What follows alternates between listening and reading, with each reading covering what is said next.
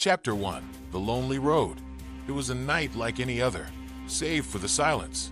James Daniels drove through the long, winding roads of the countryside, his headlights barely piercing the dense fog that clung to the earth like a suffocating blanket.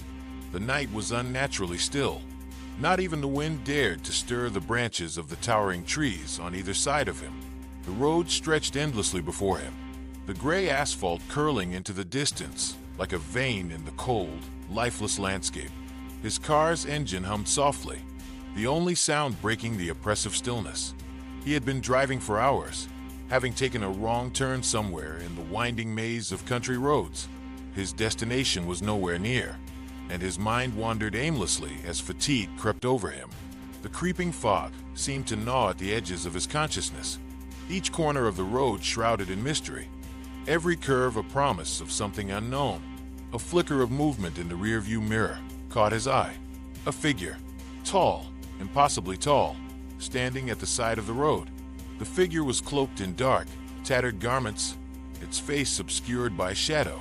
James slowed the car, curiosity sparking within him despite the growing unease in his gut. The figure did not move. He slowed further, the car's wheels crunching the gravel beneath. "Are you all right?"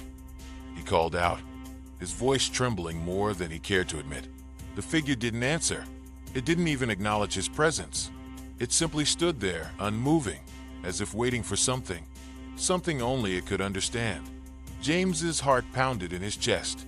The fog pressed closer, and the air grew colder, as though the world around him was sucking the warmth from his body. He should drive on.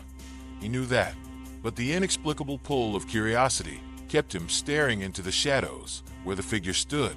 Something inside him whispered that if he didn't ask, he would never know. With a hesitant movement, James shifted the gear into drive, and as he passed the figure, he dared a glance to his side.